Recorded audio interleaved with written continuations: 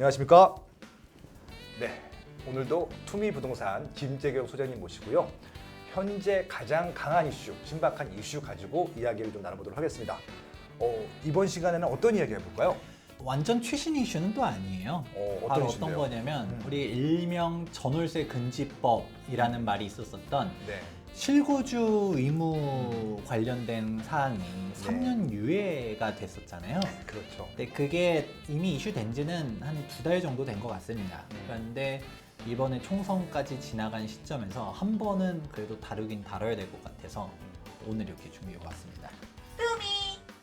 제가 타이틀을 이렇게 한번 잡아보았습니다. 네네. 실거주 의무 3년 유예, 3년 뒤 전세 폭등이라는 타이틀로 가져와 보았습니다. 네. 실거주 3년 유예가 어떤 이슈인지도 모르시는 분들도 있을 수 있을 텐데 그렇죠. 2024년도 2월 말에 이 분양가 상한제 지역의 대상으로 실거주 의무안이 있었는데 이거를 3년 유예하도록 하겠다라는 사항이 국회를 통과했습니다. 여당 네. 그리고 정부는 아예 실거주 의무를 폐지하는 쪽으로 그렇죠. 제안을 했었어요. 그런데 야당에서 격렬한 반대 끝에 통과를 안 시켜주는 것처럼 보이다가 네. 갑자기 전 개인적으로 이거 솔직히 대놓고 얘기하면 졸속합의라고 생각합니다. 졸속합의. 예. 이거를 정부에서도 절대 받아들이면 안 되는 안이라고 생각하는데 통과를 시켜주든가 안 시켜주든가 했었어야 됐던 거를 갑자기 총선 앞두고서 그냥 아사모사 통과를 시켜준 거예요. 그것도 개인적으로는 나중에 호소하겠지만 안 아니면 못한 사항으로 통과를 시켰습니다. 예. 일단은 분양가 상한제 지역이라는 게 도대체 무엇이냐? 기본적으로 분양가 상한제라는 거는 원래 공공택지를 기준으로 하는 사항이에요. 그렇죠. 대표적으로 2기 신도시라든가 3기 신도시의 택지를 LH가 땅값을 공급하는 게 있겠죠? 그럼 그 땅값은 명확하게 있으니까요. 거기서 건축비 들어가는 원가고 네. 시행사의 적정 이윤을 합하게 되는 걸로만 분양가 상한제를 제한을 하는 거죠. 어디동처럼 초과이익을 너무 과도하게 취하면 안 된다. 분양가를 통제해야 된다. 너 공공택지 분양 받은 거잖아. 네. 라는 그런 개념이 이제 분양가 상한제인데 그렇죠. 논란이 됐었던 거는 공공택지에서 하는 거는 아무도 문제가 없어요. 네. 왜냐? 손해보는 사람이 없거든요. 시공사 입장에서도 뭐 시공사야 어쨌든 자기는 도급 건설비만 받으면 되니까 건축비 받으면 끝이고 시행사 같은 경우는 땅값을 예를 들어서 1,000억에 했는데 공사비가 1,000억이야. 그런데 나는 총 분양 수입이 2,200억이야. 200억 벌었잖아요. 네. 그냥 그걸로 끝나는 건 거죠. 모두가 다 좋네. 네. 그리고 또 뭐 분양 받으신 분도 싸게 분양 받았으니까 네. 좋고. 다 좋네. 과도하게 받지 말아라 라는 개념을 뭐라 할 사람은 없거든요. 근데 그렇죠. 문제는 전 정권에서 개인 택지들 즉 재개발 재건축 민간 택지에다가도 적용을 하다 보니까 문제가 생겼습니다. 네. 이 분양가 상한제 할 때 일단은 땅값 기준이 종전에 내가 매입한 금액을 인정해 주는 게 아니라 그렇죠. 지들 멋대로 산정해버리고 건축비도 우리 표준 건축비로 산정하고 이래버리니까 조합원들이 환급이 아니라 분담금을 내고 있는 상황 속에서 막 몇 억씩 돈을 내고 있는데 분양가를 통제해서 막 로또 청약 만들어주니까 조합원들이 막 화가 잔뜩 났었던 네. 그런 상황이 바로 분양가 상한제였던 것이죠. 시세는 예를 들어서 15억인데 10억에 분양하고 앉아있으니까 아니면 6억에 분양하고 있으니까 사람들이 막 로또 청약이다 하면서 엄청나게 갔었잖아요. 당시 2020년도 기사를 찾아보게 되면 10억 로또 청약. 이게 분양가 상한제의 그림자라는 기사가 또 있습니다. 서민들 무주택자를 위해서 로또 청약 줄 수도 있는 거 아니야 라고 말하시는 분들도 있을 거고 그거를 왜 정부가 해줄 것이지 왜 조합원들의 피눈물을 이제 뺏어가지고 그렇게 하는 거냐라는 말들이 있는 건데 네. 근데 이런 로또 청약이 문제가 생기다 보니까 발생하는 게 실제 거주도 안 하면서 청약만 열심히 해가지고 로또를 뚫고 당첨된 사람들은 대박이 나는 거잖아요. 그렇죠. 그런 말들이 나오다 보니까 등장한 거가 분양가 상한제 지역 같은 경우는 전매 금지랑 그리고 실거주 요건들을 넣었습니다. 그래서 시세보다 싸게 한 사람들은 10년 동안 못 팔고 3년 동안은 거주해야 된다. 라는 얘기들이 있었었고요. 주택법 시행령을 살펴보시면 나옵니다.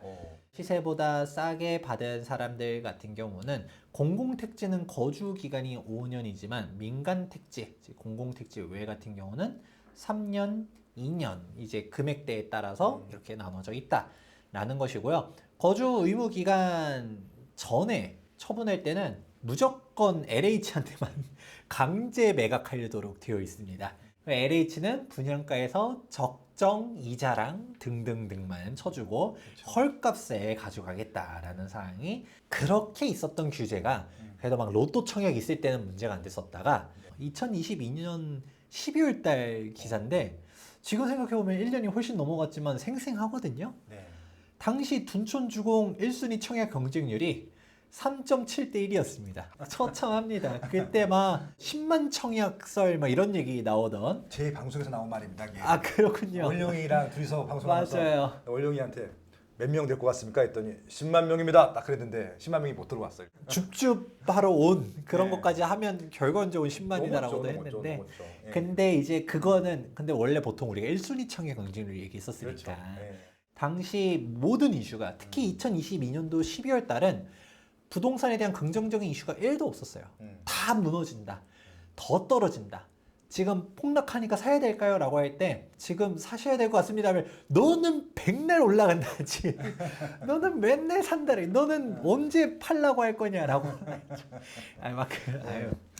저도 할 말은 없습니다만 저는 그때 시점에 사는 게 맞다라고 봤어요. 너무 그럼요. 빠져서. 왜냐면 사실 타이밍을 못 맞춘 거는 있다 하더라도 하나도 저희가 조금 판 게 없었거든요. 네. 왜냐면 너무 빠졌고 이 금액에서 팔기보다는 들고 있어야 된다라고 보면서 했었는데 오히려 사야 된다 얘기했었을 때 하지만 그때 분위기는 죽어나가는 분위기였었죠.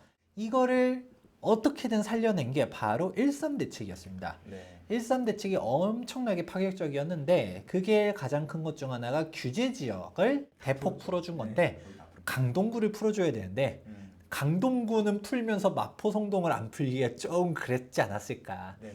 라는 생각을 합니다. 그래서 그 이하가 확 풀렸었던 거고 그러니까 마용성이면 용산도 풀어줬어야지. 근데 용산은 사실 말이 좋아서 마용성이지만 거의 강남의 평당가를 자랑해서 그러니까 용산도 풀어줬으면 용산 엄청 올랐을 텐데 아무튼 용산은 빠졌습니다. 네네. 근데 여기에서 또 눈에 띄는 것 중 하나가 전매 금지를 또 풀어줬고요. 네. 실거주 요건을 아예 없애겠다. 음. 이게 정말 파격적이었습니다. 왜냐하면 그전에는 청약 받을 사람들이 워낙 많았었다 보니까 아니 실소유자들도 못 받는데 저기 투기꾼들 갭 투자할 사람들이 받는 게 말이 되냐라는 논리 구조가 맞았었지만 지금은 미분양 나서 막 사람들이 분양도 안 받는데 청약 통장을 안 써도 됐잖아요. 줍줍은. 네. 그런 마당에 이런 과도한 규제가 왜 필요하냐. 시대가 안 맞는 과도한 정책이다라는 얘기가 나왔었는데 진짜 둔촌주공이 미분양 얘기까지 나올 것 같으니까 이걸 풀어준 거죠. 네. 둔촌주공 구하기라는 말도 들렸었거든요. 네네. 이거 예. 김재훈 선생님이 만든 말 아니었어요, 이거? 맞아요. 그렇잖아요. 방송에서 했잖아, 이 얘기를. 이게 제가 네. 처음 최초 기사 살펴보시게 되면 음. 제가 기자님한테 이거 둔촌 살리기 정책입니다라고 네. 했었던 거를 그대로 이제 둔촌 일병 구하기로 했는데 이게 좀 많이 한동안 유행을 하더라고요. 그렇죠. 왜냐면 이걸 누가 봐도 둔촌 살리려고 나온 거였죠. 왜냐면 1월 3일자가 둔촌 주공 딱 첫 정당 계약일이 1월 3일이었습니다. 그래서 다시금 돌아가 보면 1.3 대책이 정확하게는 2023년 1월 3일이거든요. 네. 근데 너무 급해가지고 템플릿을 고치지도 못했어. 아니 오타야 이거? 2022년 1월 3일이라 돼 있잖아요. 재밌다. 오타다 오타. 그러니까 사람이 하는 일이구나 역시 AI가 아니라. 그쵸. 국토부도 1월 3일에 다 쉬죠. 인사 처리고 그냥 그때 다들 신년회 하고 뭐하고 이러고 있을 텐데 연락 받은 거예요. 둔촌주공 미분양 터질 것 같아요. 얘기하니까 막 그러면 이제 진짜 끝나겠다 싶어가지고 어떻게든 살리기 위해서 이 규제들을 풀기 위해서 막 부랴부랴 만든 거죠. 오죽하면 가장 첫 장부터 틀렸겠어요. 다 찾아보세요. 1월 초에 대책이 나온 적이 한 번도 없습니다. 근데 1월 3일에 유일하게 나온 정책인데 그만큼 그때 그 시절이 급박했었다라는 거죠. 그러니까 갑자기 반전이 됩니다. 일단은 1순위 청약에서 완판을 못하긴 했었어요. 네. 왜냐면 아까 3.7대 1이었잖아요. 그 사람들이 이제 59, 84 타입은 싹 쓸어가긴 했지만 49 타입, 39 타입은 남았었거든요. 근데 거기서도 막 이제 줍줍 하려고 막 4만 명 몰려가면서 야 655대 1 이게 말이 되는 숫자인가? 결론적으로는 이제 둔촌주공 올림픽 파크 포레오는 완판이 됐습니다. 네. 제가 그때 욕을 엄청 많이 먹었어요. 이 방송 나왔었어요? 3프로 TV에서 네. 22년 12월 달에 그때 3프로에서 한번 저를 초청한 거예요. 근데 그때 당시 분위기 너무 안 좋으니까 네. 제가 안 나가겠다라고 하긴 했었어요. 진짜? 네, 안 나가겠다고 했었죠. 지금 왜? 나가서 뭔 욕을 먹으려고 그랬는데 그때 KB에서 네. 처음으로 만든 지브로라는 프로그램인데 네. 1회차 게스트를 저를 섭외하고 싶다. 어. 더군다나 제가 또 KB 자문위원 활동 몇 년째 하고 있다 보니까 그렇죠, 그렇죠. 거기 KB 측에서도 뭐 김 소장 원한다라고 하고 또 PD도 했을 때 뭐 원한다 했을 때 제가 경기 얘기 못 한다는 얘기 했어요. 왜냐면 해봤자 또 안 좋은 얘기 뭐 하면 또 그렇죠, 욕하고 그렇죠. 뭐고 네. 좋은 얘기도 욕하고 막 그럴 거기 때문에 네. 그래서 저는 못 합니다 했을 때 그런 거 아닙니다. 부동산 박사님께서 1부는 진행할 거고 2부에서 사연 코너만 얘기해 주시면 돼요 라고 했는데 그래서 네 하고 갔더니 거기 함정이 있더라고요. 뭐요? 둔촌주공 받을까요 말까요? 라는 질문이 거기 있었어. 그래서 제가 거기서 받으라고 했거든요. 썸네일을 영끌이냐 포기냐로 걸어놔서 그 썸네일 누가 만들었어 이거? 3%에서. 뭔 저질이야 저질. 영끌이야 무슨 영끌이었네. 근데 이제 조회수가 아주 핫했죠. 그때 시점에 다 둔촌주공 받으면 지옥 간다. 네. 미분양 난다. 할인 분양할 거다. 막 이런 상황 속에서 제가 갑자기 막 반대되는 얘기를 하니까 조회수 30만 찍고 네. 댓글이 1000개 넘게 찍혔는데 네. 이거 혹시 최근 다시 한번 봤더니 그냥 못 가져왔습니다. 워낙 99%가 제 욕이에요. 그래서 와 저도 멘탈이 되게 강하다고 생각했는데 네. 야 여기 이제 저 영끌 5적은 아니지만 네. 6적에는 들어갈 5적이면 5적이고 아니면 아닌 거지 6적은 또 뭐고 막 이게 참 웃겼었는데 이번에 들어가셨잖아 영끌 7쪽에. 안 됩니다. 네. 저는 그냥 안 읽으면 아닌 걸로 하려고 하는데 영끌 5쪽에서 제가 3등 했었는데 영끌 7쪽에서 제가 1등을 했더라고. 예. 그런가요? 예, 업그레이드 김정현이 하셨네요. 3등. 예, 김정현 3등. 야, 그래서 우리가 많이 발전했구나. 네. 취미로. 예. 결국은 둔촌주공 그때 받았었던 사람들은 대박이 났죠. 네. 제가 친한 분들도 둔촌 넣어놓고서 이거를 받을까요 말까요 막 넣을 때부터 고민하신 분들 많았었는데 제가 그때 넣으라고 강력 추천했었고 저한테 이제 나중에 만났을 때도 밥 사주시는 분들이 있거든요. 소장님 덕분에 가게가 폈습니다 하면서 우리 내 집 마련했습니다 이러신 분들이 있는데 네. 문제는 앞서서 이게 완판이 된 게 13대책 덕이라는 얘기를 했었잖아요. 네. 그렇다 보니까 13대책에서 실거주 의무를 없애줄 거라고 사람들이 생각을 했었는데 없애지는 게 아니라 유예안이 통과가 됐습니다. 네. 전매금지는 개정을 했어요. 네.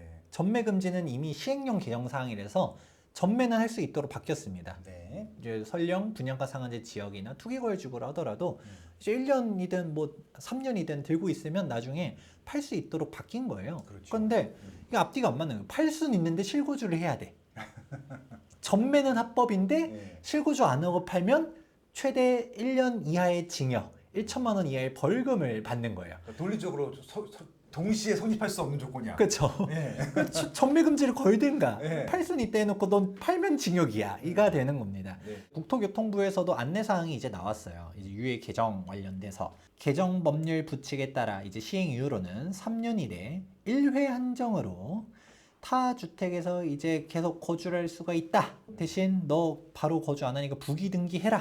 거주 개시일은 최초 입주 가능일부터 3년 이내에 해라. 못 지키면 너는 어떤 페널티를 얻게 되고 이런 게 줄줄이 달려 있는 건데 안 하니만 못한 정치라고 생각하는데 네. 정치인들이 총선을 앞두고서 그냥 날치기, 그냥 졸속 합의를 한 거라고 봐요. 실거주 의무를 없애주겠다라고 했는데 계속 유지가 됐었잖아요. 민주당이 계속 반대를 해서. 그러니까 일단 첫 번째로 민주당 위원님들께서는 이게 비판 목소리를 받기가 좀 싫었을 수가 있었겠죠. 너 때문에 안 된다는 얘기를 듣기가. 그렇다고 풀어주자니 이거 내가 만든 정책이었거든요. 네. 없애기는 또 싫어. 그러니까 유예 정도로 아사모사 넘어간 부분이 첫 번째. 그리고 또 언론에서 맨날 얘기 나왔던 게 둔촌주공 입주할 때마다 우리가 매매금액 아니라 하더라도 전세는 항상 떨어졌잖아요. 네. 신축학도 입주할 때마다. 그럼요. 그건 수급인데 철저하게. 그런데 전세 폭등할 거다 뭐 이런 얘기가 언론 맨날 때려대니까 전세 공급이라도 좀 해줘야 되는 거 아니야? 라는 생각에 그냥 3년 유예해주면 뭐 나도 100% 물러난 것도 아니고 그래도 어느 정도 절충안으로 됐겠지? 라는 식으로 했을 겁니다. 근데 저는 이게 말도 안 되는 사항이라고 보는 거가 전세 가격 안정을 위해서라고 생각해버리면 그건 네. 또 말이 안 되는 게 빠르면 올해 하반기에 입주를 시작할 둔촌주공이 입주하면 전세 금액은 떨어지긴 하겠죠. 그거는 부정할 수 없습니다. 근데 나는 싸게 둔촌주공 신축 아파트 전세 들어갔어요. 네. 3년 안에는 무조건 분양받은 사람이 실입주해야 된다면서요. 그럼 이 세입자는 어떻게 되는 거죠? 뭐 두 가지 선택이 있겠죠. 세입자를 내보내거나 음. 같이 살거나 어떻게 같이 살아요? 뭐 방 하나 달라 그래서 예, 같이 사는 척이라도 해야지 뭐. 뭐 위장 전입이요? 아니 그냥 그런 얘기는 안 했습니다. 저 같이 사는 뭐 아무튼 같이 예, 같이 주가고 살 수- 같이 예. 거주. 예. 안방은 내 거, 예. 쪽방은 네 거. 어차피 뭐 대출 받으면 화장실만 제 거 아니겠습니까? 예. 뭐 그렇긴 하네요. 네. 뭐 이제 쉐어하우스처럼 네네. 그런 그럼 혁신적인 되지 않을까? 방법이 있네요. 예. 아마 본의 아니게 그렇게 하시는 분들 많으실 걸요 아마. 예. 주소지 띄워보면은 두 집이 같이 살고 있네. 되게 많은 거 알고 있습니다 제가. 네. 진실은 저 너머에 있을 것 같은데 네네네. 예. 일단 가장 먼저 비판받는 포인트 중 하나가 네. 계약갱신 청구권은 어떻게 되느냐라는 얘기들을 해요. 그러니까 이게 웃긴 게 뭐냐면은 일단 2년 계약을 하겠죠? 그러면 계약갱신 청구권을 쓰면은 재계약을 해야 되는데 그럼 2년 살아야 되는데 그 2년 사이에 들어와야 되잖아 집주인이. 뭐 안 들어오면은 1,000만 원 벌금인데 그렇죠. 그럼 1,000만 원 벌금을 내는 것도 선택하는 건가? 글쎄요. 혹시 요즘 세금이 조금밖에 안 거치잖아요. 아, 세수 1,000만 원. 확보를 위해서 벌금이라도 좀 확보, 과태료 벌금이라도 거두려고 하는 꼼수가 아닌가?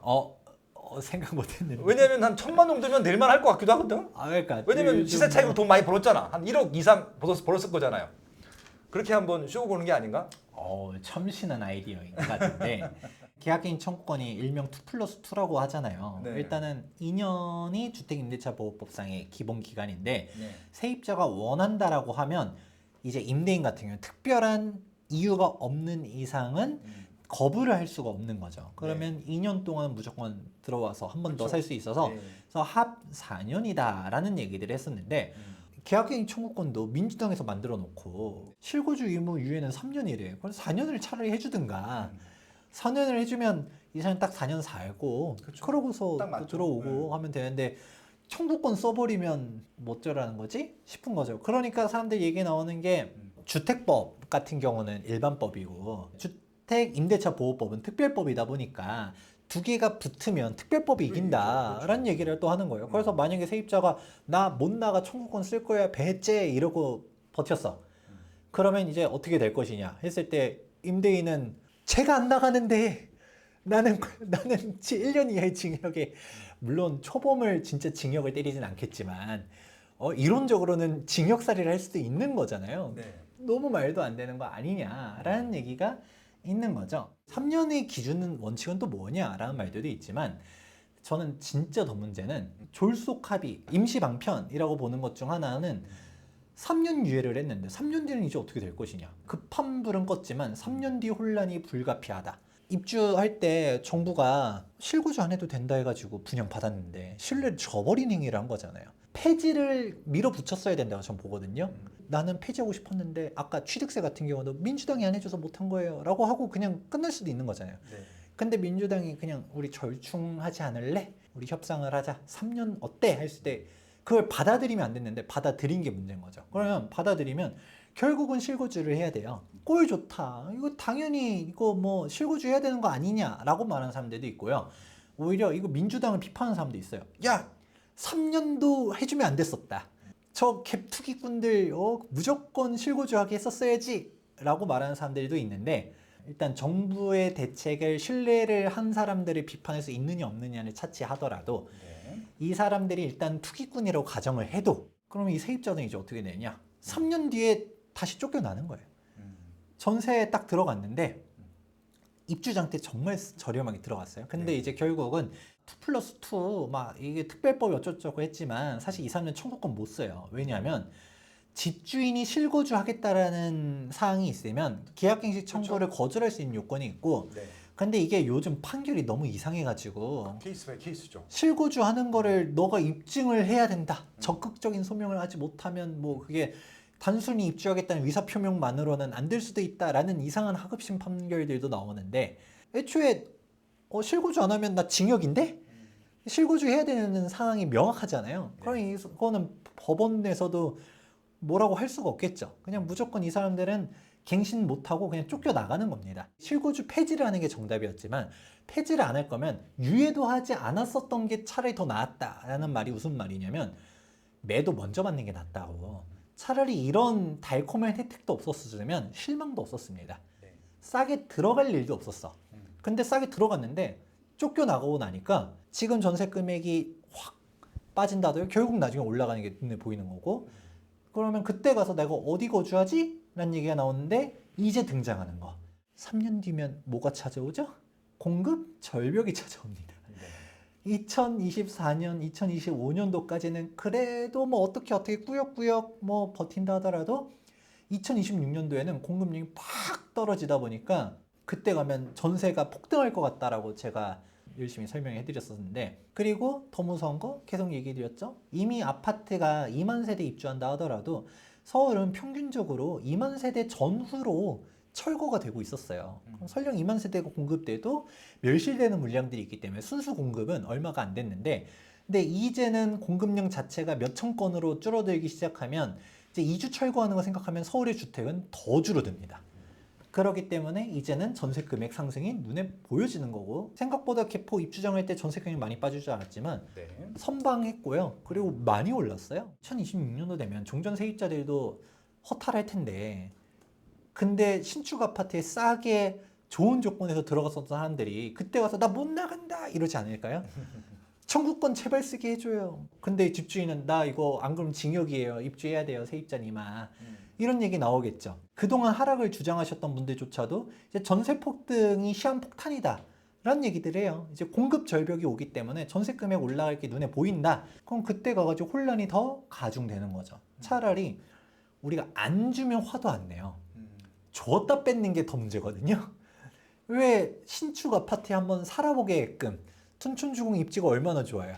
좋은 입지에 저렴한 금액의 신축 아파트 커뮤니티 누리면서 딱 했다가 2년 뒤에 쫓겨나가게 되면 오히려 박탈감들이 더 커질 거라고 보기 때문에 진작에 폐지를 하든가, 그렇죠. 아니면 폐지할 자신 없었으면 그냥 바로 입주시켰어야 됐다. 그래야 혼란도 덜 하고, 오히려 물론 당연히 초기적으로는 혼란도 있고 정부도 민주당도 비판을 받았겠죠. 정부는 정부대로 너 공약대로 믿고 했더니 왜 약속 안 지키냐. 민주당한테는 너 때문에 지금 이게 다 꼬였다라는 얘기들 할 수 있겠지만, 지금 어정쩡하게 3년을 해놓으면 당장 그냥 소나기만 피한 거지 3년 뒤에는 어쨌든 내가 들어가야 되는 거죠. 그때 가서 신축 아파트 맛만 보고서 다시 쫓겨나가는 거고, 그때 오히려 쫓겨나가게 되면 전세 공급이 없어서 전세 금액이 더 올라간 상황 속에서 더 오히려 상대적 박탈감을 더 크게 느낄 것이다. 국힘도 이걸 받았으면 안 됐고 민주당도 이런 걸 제한했었으면 안 된다고 보는데, 그러니까 정부도 이거를 손가락 빨고 가만히 지켜본 거죠. 그래서 말도 안 되는 정책이 나와서 분명 3년 뒤에 대혼란이 다가올 거라고 보는데, 이런 얘기를 하시는 분들이 아무도 없기 때문에, 더군다나 이번에 총선 결과 떴잖아요. 네. 야당의 압승으로. 그러면 바뀔까요? 저는 바뀔 것 같지 않거든요. 이런 걸 고려해 보면 좀 제발 정신 차려가지고 지금이라도 이거를 폐지 쪽으로 가면 좋겠다 싶긴 하지만, 아마 높으신 분들께서 관심 있겠습니까? 3년 뒤에 혼란이 우려가 된다라는 말씀 전달해 보면서 여러분들이 좀 제대로 된 생각 가지신 분들이 국회의원분들에게 민원이라도 좀 넣어주셔서 좋은 생각을 갖는 분들이 한 명이라도 많아졌으면 좋겠다라는 취지로 이 영상 준비해 보았습니다. 의심의 여지도 없거든요. 100% 2년 후, 그러니까 바로 3년 후가 아니라 2년 후부터 문제가 생길 텐데, 그때 뭔가 또 새로운 조치들이 나오겠죠. 협상을 했다고 서로 또 협상 카드로 쓰려고 할 텐데, 그러니까 왜 이런 제도가 나왔을까 한번 좀 생각을 해봤어요. 서로 이게 뭐라 그럴까요? 발을 한 발씩 빼고 했던 것 같아요. 왜냐면은 제가 봤을 때는 민주당이 다수당이 되는 것들은 확실했었는데, 압도적인 다수당이 되는지는 아마 민주당도 의심했던 것 같고, 왜냐면 한동훈 그 비상대책위원장이 초반에 했을 때는 인기가 또 많았어가지고 거의 한 6대4 정도는 갈 거로 봤기 때문에 혹시라도 뭐 이쪽에 쏠리게 되면은 책임 소재가 있을 것 같아서 제 생각에는 어설프게 이렇게 졸소로 만든 것 같다는 생각이 들었었어요. 그 조합 세대들은 실거주공 없잖아. 예, 그거 계산 안 했던 것 같아. 일반 분양만 생각했으면 큰 수가 아니었었거든요. 그래서 이분들이 12,000세대가 나한테 표를 돌리면 어떡할까라는 생각 때문에 12,000세대에서 6,000세대가 임차 인쇄될 텐데 그게 우리한테 표를 안 주게 되면 우리는 뽑히지 못할 수도 있다는 생각이 들었기 때문에 민주당도 어설프게 저거 또 해준 것 같거든요. 보니까 국민의힘은 나름대로 쟁취해낸 거고. 그러니까 이게 실질적으로 시장에 어떤 영향을 주는지가 아니라 우리는 실거주 유예를 이끌어냈습니다. 이거였었고 여기는 그래 좀 해줄게. 왜냐면 나중에 혹시 발목 잡힐 수도 있으니까. 왜냐면 이것 때문에 또 안 해준다고 했을 때 등을 돌릴 유권자들까지 세팅을 했던 것 같아요. 왜냐면은 요즘은 강동과 좀 잘 살아요. 그러니까 준 강남권이 되다 보니까 그분들한테는 특히 둔촌주공 정도라고 하면은 조금 잘 사시는 분들이 갔을 가능성이 높아서 등 돌릴까봐 살짝 우려가 됐던 것이 아닌가 싶고요. 결론부터 말씀드리면은 그냥 가서도 되는 거야. 그러니까 이거는 통과를 안 시켜도 되고 통과시켜도 이 대세 지정에는 즉 선거 결과에 영향이 없었던 것 같아요. 아니 지금 2년 후에 제가 계약시 청구를 써야 되는데 실거주 의무를 들어가야 되는데 실거주 의무가 없다며 이게 뭐 말이 되는 말이 내가 말을 하고도 웃겨 진짜. 포인트가 임대차 3법 관련돼서 문제가 정말 심각하다고 저는 생각하는데 네. 막상 언론에서는 얘기 나오는 게 2+2 계약갱 청구권이랑 안 맞는 거 아니냐 뭐 이 정도 얘기만 나오더라고요. 네. 그러길래 이게 그렇게 가볍게 볼 사항이 아니다. 오히려 이거는 희망 고문일 뿐이고 나중에 더 큰 문제가 터질 거다라는 생각에서 이게 또 안 그래도 총선 결과 이후로 달라질 이제 시장들이 많은데 근데 그것 중에서 얘는 그래도 이 타이밍에 한번 다뤄봐야 될 것 같다 싶어서 오늘 준비해 왔습니다. 만약에 둔촌주공 구하기 법률이 만들어지지 않았으면은 분양 안 됐을까요? 서울에서 미분양 안 된 거, 미분양 난 거 있어요? 저 정상적인 아파트 상품 중에서 없잖아요. 더군다나 지금 이 둔촌주공 같은 경우는 20억까지 거래됐어요. 84가. 그러니까요. 둔촌주공 그때 분양가가 12억이었거든요. 그러니까요. 예. 그런데 지금은 뭐 강북에서도 15억 분양해서 완판하고 그러고 있잖아요. 저는 오히려 정책이 계속 로또를 만들고 있는 게 아닌가라는 생각이 들기도 합니다. 규제를 해도 좋고 안 해도 좋은데 본질을 흐리지 말자는 것들이고요. 왜냐면 그것 때문에 정책 때문에 입지가 어디 가는 게 아니고 수요가 어디 가는 게 아니거든요. 더군다나 지금 다주택자들이 어차피 뭘 해도 못하는 시장인데 지금 둔촌주공도 투자자들이 들어간 게 아니잖아요. 저는 실수요자라고 생각하고 있거든요. 그거를 뭐 전세 끼고 사는 것들도 아닐 거고 대부분 실거주를 할 텐데 잠시 뭐 전세나 월세로 임차를 줬다가 나중에 들어갈 수요들이 더 많을 거라고 생각을 합니다. 규제를 완화하거나 강화하거나 이게 중요한 게 아니라 지금 김정은 선생님 말씀에 100% 공감하는 게 2026년도 이후에 전후로 해서 물량이 없어요. 이거 어떻게 할 거냐고 도대체. 지금 다세대 빌라도 안 졌다니까요. 그러니까 우리는 지금 아파트 통계만 보고 있는데 다세대 빌라를 보면 더 심각해. 거기는 아예 그냥 짓질 않고 있거든요. 이거 어떻게 할 거냐고 이거. 근데 지금 서울로 다 오고 있잖아. 지방에서. 막 미친 듯이 서울로 다 올라오고 있잖아. 이거 어떻게 할 거냐고 이거. 그러니까 제발 정책을 만드실 거면은 지방에 있는 수요를 어떻게 지방에 주저앉힐 것인가를 고민하시는 게 맞을 것 같아요. 규제가 하는 것이 아니라. 그것이 오히려 진짜 대한민국 부동산 발전에 안정화에 도움이 되지 않을까라는 생각이 들기도 합니다. 좀 그 이해 안 되는 제도들은 제가 이제 없앱시다. 전 세계적으로 한국에 있는 제도들은 이제 없앱시다. 그런 규제들은. 그런 말씀을 드리면서 오늘 방송 마무리하고요. 다음 달에 또 재밌는 얘기 나누도록 하시죠. 네, 다음에 또 좋은 이슈로 또 찾아뵙도록 하겠습니다. 감사합니다.